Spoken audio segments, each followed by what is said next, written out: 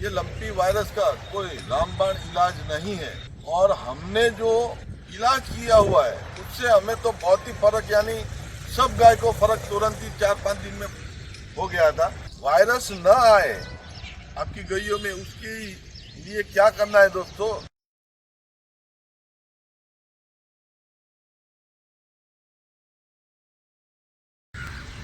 नमस्कार दोस्तों, मैं जयराम देसाई हमारे YouTube फैमिली चैनल में आपका स्वागत करता हूं।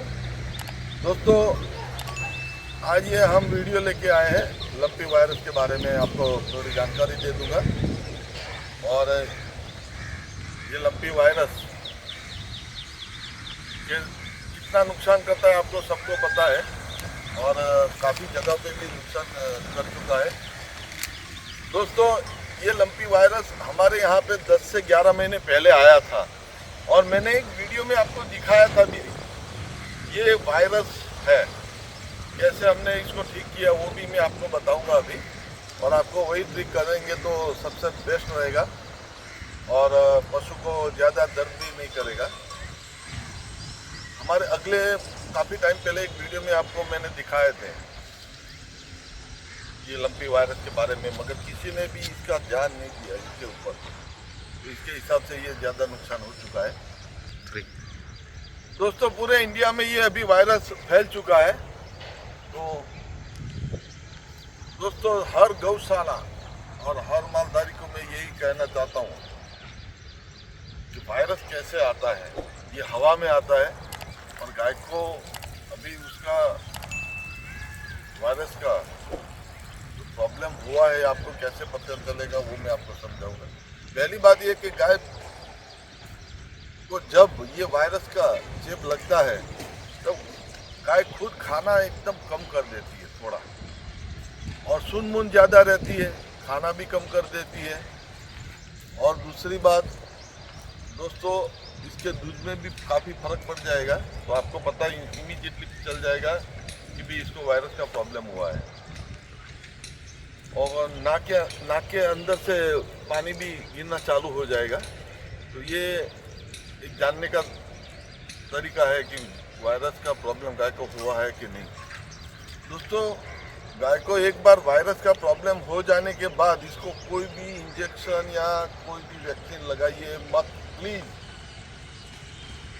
वैक्सीन आपको लगानी है, कोई गाय में प्रॉब्लम, एक भी गाय में प्रॉब्लम नहीं है, वैक्सीन लगानी है तो डॉक्टर के पास से एक जानकारी जरूर लेनी है आपको, फिर वैक्सीनेशन करवाइए।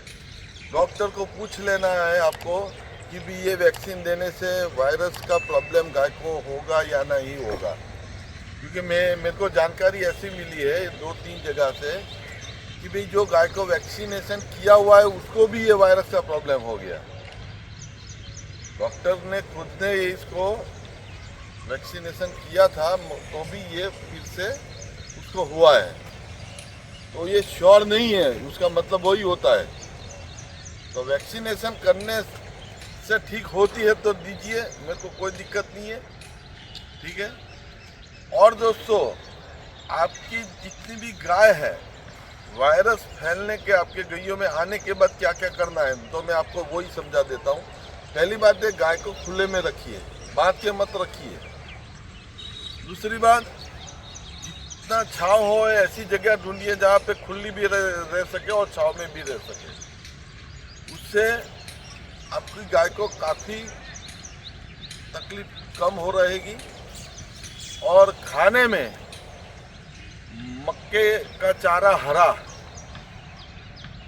और जितना हो सके उतना हरा चारा ही खिलाइए, उससे ज़्यादा कुछ मत खिलाइए, क्योंकि ये वायरस को शरीर के अंदर से बाहर निकालने के लिए जितना गौमूत्र गाय करेगी उतना ही बेनिफिट उसको, गाय को और अपने को रहेगा। और गौमूत्र ज़्यादा करे उसके लिए पानी भी ज़्यादा पिए, ऐसी कोशिश कीजिए। अभी बारिश का टाइम है तो पानी ज़्यादा नहीं पिएगी, मगर कुदरती जो बारिश से कुदरती जो घास निकली है वो खाएगी तो सबसे उत्तम ही उत्तम रहेगा। जितना हो सके उतना थोड़ा अलग अलग रखिए गाय को, भीड़ में मत रखिए। मैंने ये भी देखा हुआ है कि ये गौशाला में इतनी गाय मरी, ये गौशाला में इतना नुकसान हुआ है, और कितनी भी संस्थाओं में ज़्यादा नुकसान हुआ, उसका कारण यही है कंजस्टेड। गाय को ये वायरस का प्रॉब्लम होने के बाद जितनी कंजस्टेड रहेगी उतना उसको नुकसान ज़्यादा है। नुकसान यानी भयंकर ज़्यादा नुकसान है, उसको खुला ज़्यादा रखो। दूसरी बात भाई, आपको यही समझाना चाहता हूँ कि मैंने यूट्यूब में, फेसबुक में देखा हुआ है कि कितने लोग आयुर्वेदिक दवाई करते हैं, तो उससे ठीक होती है तब कीजिए, कोई दिक्कत नहीं, आयुर्वेदिक से कोई नुकसान तो होना ही नहीं है। मगर मेरे यहाँ पे ये वायरस का प्रॉब्लम हुआ तब मैंने क्या किया था, एक आपको ये समझा देता हूँ कि नीम के जो पेड़ होता है, नीम का पेड़ जो होता है, ये वीडियो में मैं दिखा रहा हूँ आपको, उसके पत्ते लेके उसको लिसोटने के बाद उसका रस निकालिए।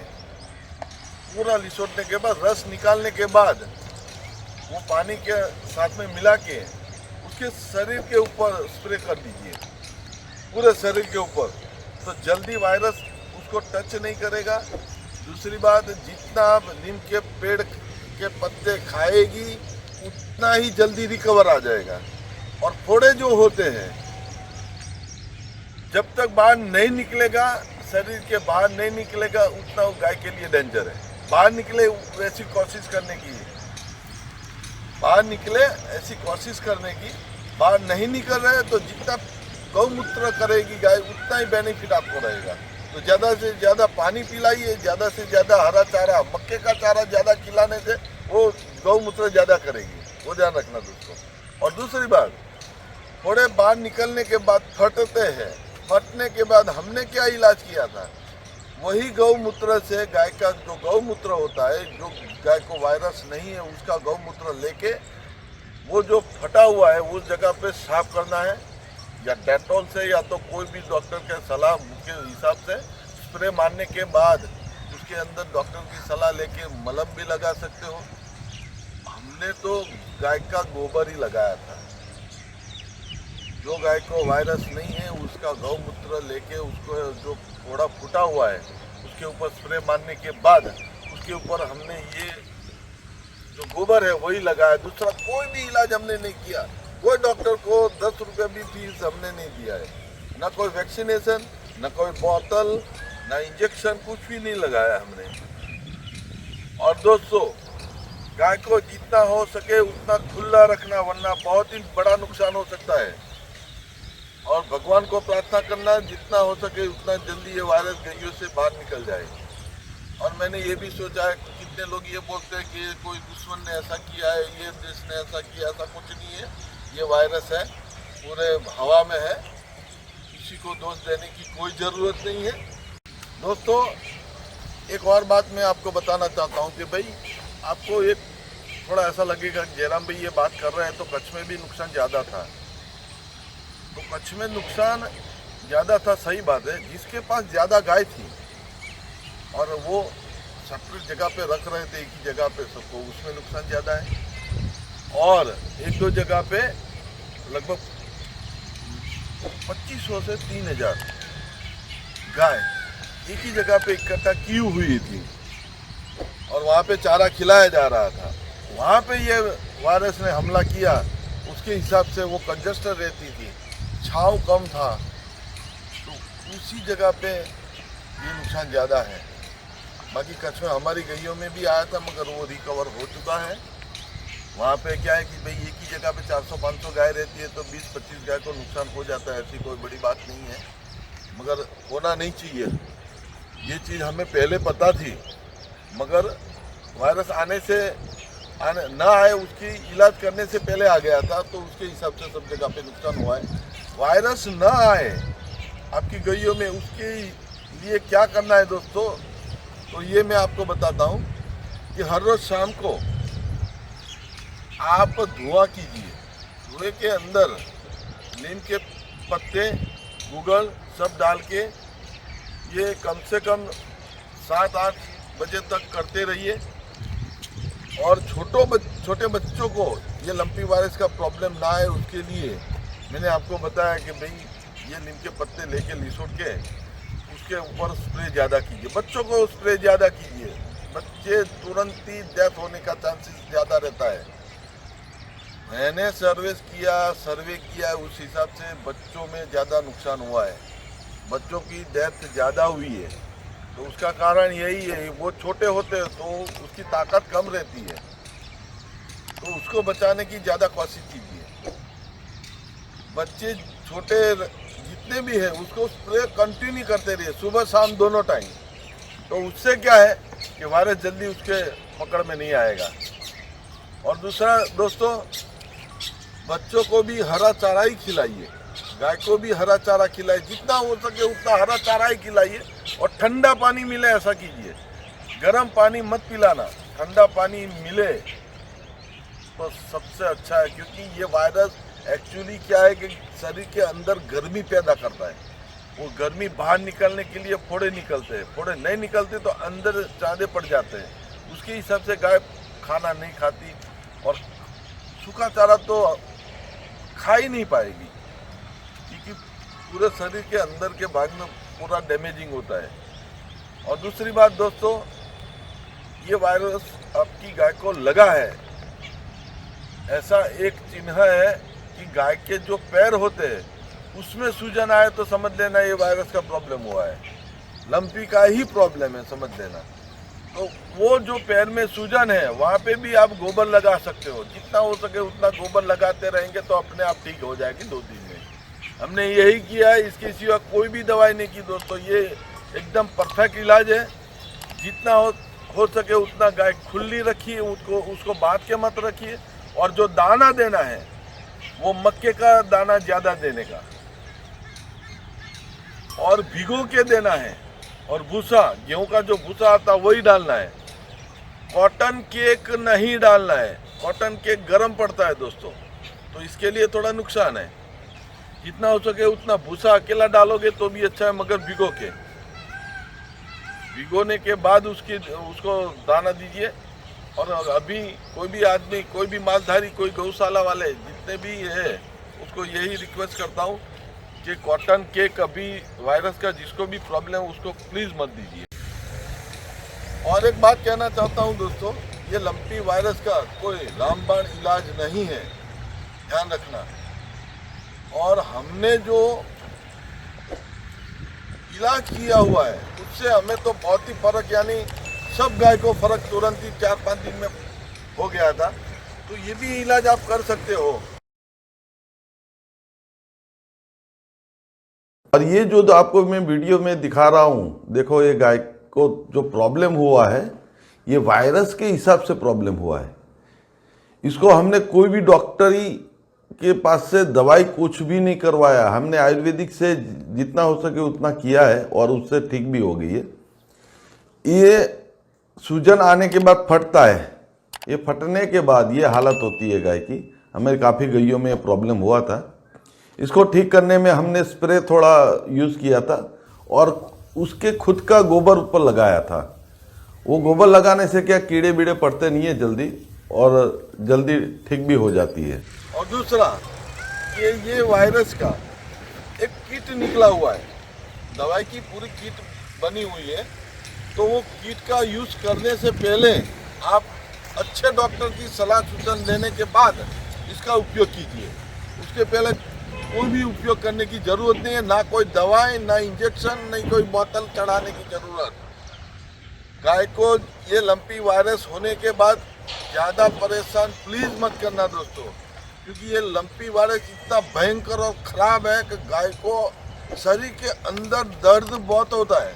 दर्द यानी भयंकर दर्द होता है, ये तो पशु ही जानता है, वो बोल नहीं सकता। मगर मैंने जो रिसर्च किया है, मैंने जो देखा हुआ है, क्योंकि जब कच्छ में ये वायरस स्टार्ट हुआ तब मैं कम से कम 10 से 12 दिन वहाँ पे था और ये रिसर्च किया है किसको कैसे होता है, क्यों नहीं। मैंने पूरा सब डिटेल देखने के बाद ये वीडियो मैंने यूट्यूब में चढ़ाया हुआ है। दोस्तों एक चीज़ ध्यान रखना, आप वैक्सीनेशन करने से पहले डॉक्टर को पूछ लेना कि ये वैक्सीनेशन देने के बाद वायरस आएगा तो नहीं ना। डॉक्टर गारंटी लेता है तभी आप इसको इंजेक्शन दिलवाइए, वरना दिलवाइए मत।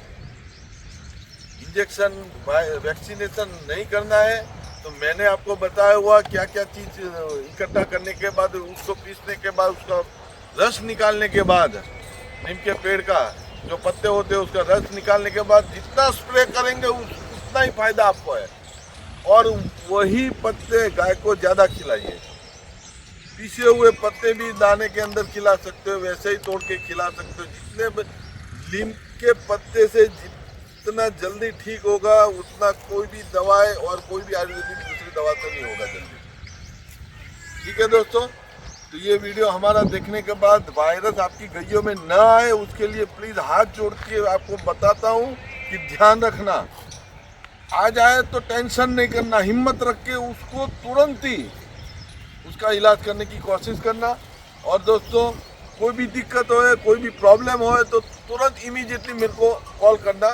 कॉल करने के लिए मैंने आपको नंबर भी मेरे यूट्यूब चैनल के माध्यम से आपको दिया हुआ है। बॉक्स के अंदर दबाओगे तो मेरा नंबर भी निकलेगा। और वायरस आने के बाद कोई टेंशन करने की ज़रूरत है। भगवान ने जो भी सोच के दिया हुआ है ये वायरस, उसको अपनाना है। गाय को हो रहा है तो उसको ठीक होने की कोशिश करना है। कोई भी इलाज करना है। कोई भी ऐसा बोले कि ये आयुर्वेदिक दवाई, वो भी इलाज कीजिए, उसका भी उपयोग कीजिए। आयुर्वेदिक का कोई भी दवाई बोलते हैं तो उसका यूज़ करना ज़रूरी है। उससे नुकसान तो नहीं होगा, ठीक नहीं होगा गाय तो नुकसान तो नहीं होगा, वो 100% बात है। मगर जितना हो सके उतना रिकवर जल्दी गाय होए ऐसी कोशिश करना है। बस यही आपको मैं बताना चाहता हूँ। थैंक यू दोस्तों। जय हिंद, जय भारत, जय गौ माता।